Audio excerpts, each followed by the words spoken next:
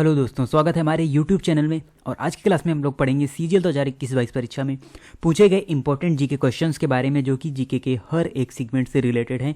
और ये सभी क्वेश्चन लेटेस्ट पैटर्न पर बेस्ड हैं, TCS पैटर्न के क्वेश्चन हैं और आपके आगामी एग्जाम के लिए काफ़ी इंपॉर्टेंट रहने वाले हैं। तो चलिए स्टार्ट करते हैं आज की क्लास को और देखते हैं आज का सबसे पहला और important question related to geography. तो देखिए, आपसे पूछा जा रहा है जो पर्वतारोही हैं लगभग कितने मीटर से अधिक ऊंचाई को मृत्यु क्षेत्र कहते हैं, यानी डेथ जोन कहते हैं। तो देखिए, ऊंचाई के सेंस में या गहराई में भी डेथ जोन होता है, लेकिन यहाँ पर आपसे पूछा जा रहा है लगभग कितनी ऊंचाई से अधिक ऊंचाई को डेथ जोन माना जाता है। डेथ जोन का मतलब है कि वहाँ पर आदमी का जिंदा रहना मुश्किल हो, क्योंकि ऑक्सीजन की इतनी ज़्यादा हमको बेसिक कॉन्सेप्ट है तो पता है, जिस प्रकार से ऊंचाई बढ़ती जाती है ऑक्सीजन की कमी होती जाती है और इसीलिए हाई एल्टीट्यूड पर हमें सांस लेने में दिक्कत, और फिर धीरे धीरे जैसे ही ऑक्सीजन की कमी होगी व्यक्ति वहाँ पर सर्वाइव नहीं कर पाएगा। तो यहाँ पर उस ऊंचाई की बात की जा रही है कि उस पर्टिकुलर ऊंचाई के बाद के जो क्षेत्र को हम मृत्यु क्षेत्र कहते हैं। तो ये जो ऊंचाई है वो हमारी 8000 मीटर। तो जो 8000 मीटर की अगर हम जो सभी ऊंचाइयों की बात करें तो वो सभी हम समुद्र तल से ऊंचाई मापते हैं। और आखिरकार समुद्र तल से ऊंचाई होती क्या है, इससे रिलेटेड आपको वीडियो आई बटन पर मिल जाएगा। हमने डिटेल में उस पर वहाँ पर वीडियो बनाया हुआ है पहले ही चैनल पर कि समुद्र तल से ऊंचाई क्या होती है, कहाँ से हम सभी ऊंचाइयों को मापते हैं। तो ये देखिए, समुद्र तल से ऊंचाई ही माउंट एवरेस्ट की भी मापी गई है। साथ ही साथ कोई स्थान होता है, वो कितनी ऊंचाई पर स्थित है वो भी हम एक तल मानते हैं, समुद्र तल, और उसी से ऊंचाई मापी जाती है। तो समुद्र तल से 8000 मीटर से अधिक ऊंचाई का जो क्षेत्र होता है वो हमारा डेथ जोन के अंडर आता है। यानी 8000 मीटर की ऊंचाई में जैसे जाएंगे तो बिना ऑक्सीजन सिलेंडर के आप वहाँ पर सर्वाइव नहीं कर सकते। तो देखिए, बात करें अगर हम 8000 मीटर यहाँ पर दिया हुआ है, अगर आपसे फिट में पूछा जाए तो ये होता है हमारा लगभग 26,000 फिट की ऊंचाई। अब आप कहेंगे कि जो माउंट एवरेस्ट है वहाँ पर तो कई लोग माउंट एवरेस्ट को फतेह कर चुके हैं, और माउंट एवरेस्ट हमारा स्थित है 8848 मीटर पर। यानी कि विश्व की जो सबसे ऊंची चोटी है माउंट एवरेस्ट वो 8848 मीटर की ऊंचाई में है। उसके अलावा जो हिमालय की लगभग 14 पीक्स हैं वो आपकी डेथ जोन में स्थित हैं, यानी उनकी जो ऊंचाई है वो 8000 मीटर से अधिक है। तो यहाँ पर क्या होता है, अगर वहाँ पर जो भी पर्वतारोही जाते हैं वो अपने साथ ऑक्सीजन सिलेंडर कैरी करते हैं और ये उसी की सहायता से ही इतनी ऊंचाई तक जा पाते हैं और माउंट एवरेस्ट को फतेह कर पाते हैं।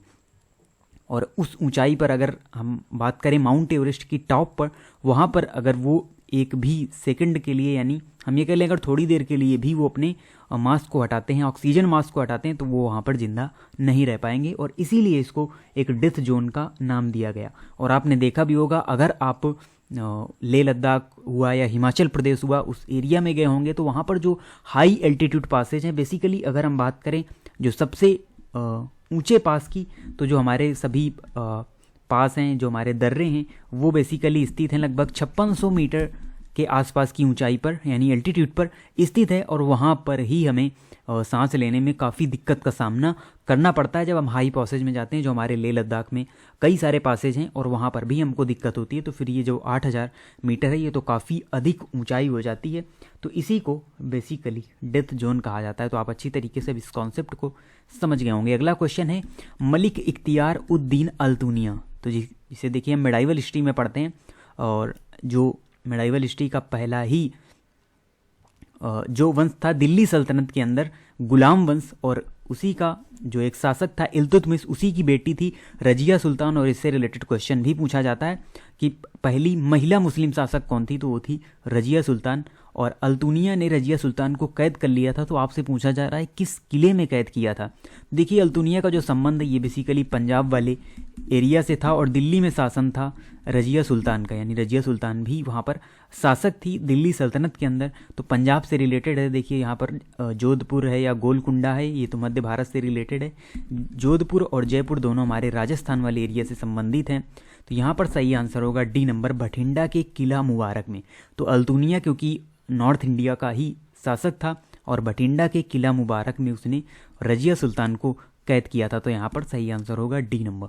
अगला क्वेश्चन है भारतीय संविधान के अनुच्छेद में कहा गया है कि सामाजिक और शैक्षिक रूप से पिछड़े वर्गों के लिए एक आयोग होगा जिसे राष्ट्रीय पिछड़ा आयोग के रूप में जाना जाएगा। यानी जो भी ओबीसी कैटेगरी यानी जो पिछड़ा वर्ग है उसके लिए एक बेसिकली आयोग होगा। इसकी बात किस अनुच्छेद में की गई है, तो ये है हमारा आर्टिकल 338B1। तो 338B1 के अंदर ये बात कही गई है कि जो भी पिछड़े वर्ग हैं उनके लिए एक आयोग होगा और उसे राष्ट्रीय पिछड़ा आयोग के रूप में जाना जाएगा। अगला क्वेश्चन है, निम्नलिखित में से कौन सी नदी पश्चिम बंगाल और सिक्किम दोनों राज्यों से होकर बहती है। तो देखिए आपको 4 नदियां दी गई हैं और आपसे पूछा गया है कौन सी नदी है जो वेस्ट बंगाल में भी बहती है और सिक्किम में भी बहती है। तो देखिए यहाँ पर अगर हम बात करें हुगली रिवर की, तो ये गंगा की एक सहायक नदी है और ये आपकी वेस्ट बंगाल में बहने वाली नदी है। उसके अलावा सोन रिवर ये मध्य भारत में एमपी वाले एरिया में आपको देखने को मिलेगी और ये भी गंगा की ही सहायक नदी है। और कोसी रिवर जिसे बिहार का शोक कहा जाता है, तो ये बिहार में बहने वाली रिवर है। और यहाँ पर सही आंसर होगा बी नंबर, तीस्ता रिवर। तो जो हमारी तीस्ता रिवर है लगभग 414 किलोमीटर लंबी ये रिवर है और ये यहाँ पर वेस्ट बंगाल, उसके अलावा सिक्किम में बहने वाली। और अगर आपसे पूछा जाए सिक्किम की सबसे बड़ी रिवर कौन है, तो वही है हमारी तीस्ता रिवर। सिक्किम की सबसे बड़ी रिवर है। वेस्ट बंगाल सिक्किम के रास्ते फिर ये चली जाती है कहाँ, बांग्लादेश में, और बांग्लादेश में जाकर ये ब्रह्मपुत्र से मिल जाती है। तो ये ब्रह्मपुत्र की सहायक रिवर भी है, यानी तीस्ता रिवर ब्रह्मपुत्र की सहायक रिवर है। और साथ ही साथ ये वेस्ट बंगाल और सिक्किम में बहने वाली रिवर है। वेस्ट बंगाल की दूसरी बड़ी और सिक्किम की सबसे बड़ी रिवर है तीस्ता रिवर। तो ऑप्शन एलिमिनेशन से भी आप इस क्वेश्चन को सॉल्व कर सकते हैं। अगला क्वेश्चन है, हाइपनिया इंडिका और हाइपनिया बुलेटा किसके प्रकार हैं। तो ये देखिए हमारा बायोलॉजी से रिलेटेड क्वेश्चन है और ये दोनों प्रकार हैं लाल समुद्री शैवाल के, यानी रेड एल्गाई से ही ये रिलेटेड हैं। उन्हीं के एक प्रकार हैं हाइपनिया इंडिका और हाइपनिया बुलेटा। अगला क्वेश्चन है, कार्बन मोनोऑक्साइड में प्रत्येक 1 ग्राम कार्बन के लिए लगभग कितनी ऑक्सीजन होती है। तो देखिए ये जो डाटा है न्यूमेरिकल डाटा है और ये याद करना संभव नहीं है बेसिकली। अगर हम हर एक चीज़ की बात करें, ये आप यहाँ पर सिंपल से सॉल्व भी कर सकते हैं। हम आपको बताते हैं किस प्रकार से आपको सॉल्व करना है।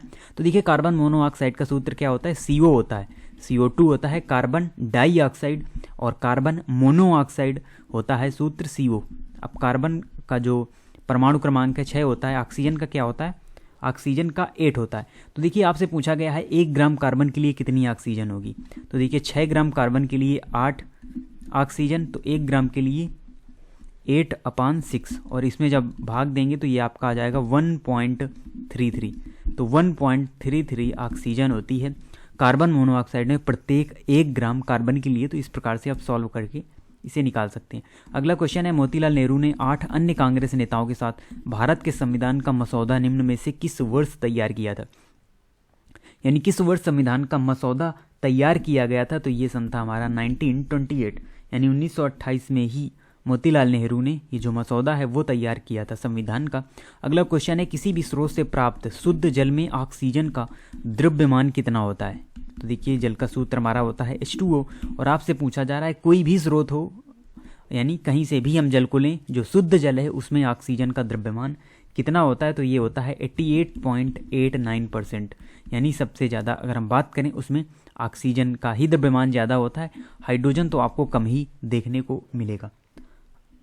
अगला क्वेश्चन है यहाँ पर, निम्न में से कौन सी लोकगीत शैली पश्चिम बंगाल, असम और बांग्लादेश के कुछ हिस्सों में प्रचलित है। यानी वेस्ट बंगाल में भी ये लोकगीत शैली है, असम में भी है और बांग्लादेश में भी है। इसका सही आंसर है भवैया। तो जो भवैया लोकगीत शैली है ये हमारी पश्चिम बंगाल, असम और बांग्लादेश के हिस्सों में फेमस है। अगला क्वेश्चन है, नेल्लोर की बड़ा शहीद दरगाह में प्रतिवर्ष आयोजित होने वाला 3 दिवसीय महोत्सव क्या है, यानी पर्व और उत्सव से रिलेटेड आपसे क्वेश्चन पूछा गया है और इसका जो सही आंसर है वो है रोटेला पांडुगा। तो ये एक प्रकार का महोत्सव है आयोजित होने वाला, जो कि नेल्लोर की बड़ी शहीद दरगाह में प्रतिवर्ष आयोजित किया जाता है 3 दिवसीय। तो ये हमारे आज के इंपॉर्टेंट क्वेश्चन थे। इनसे रिलेटेड PDF आपको हमारे टेलीग्राम चैनल पर मिलेगी और हम इसी प्रकार से 10 to 12 इंपॉर्टेंट क्वेश्चन डिस्कस करते रहेंगे और 20 सेट हम कंप्लीट करेंगे। ये हमारा सेट नंबर 15 है, तो 5 सेट और हम कंप्लीट करेंगे। देन फिर हम UPG के करंट प्लस स्टैटिक पढ़ने वाले हैं, क्योंकि 19 जून को यूपी लेखपाल का एग्ज़ाम है, तो इससे पहले हम UPG को भी कवर करने वाले हैं। तो आप इसी तरीके से चैनल से जुड़े हैं। मिलते हैं आपसे नेक्स्ट वीडियो में, तब तक के लिए धन्यवाद।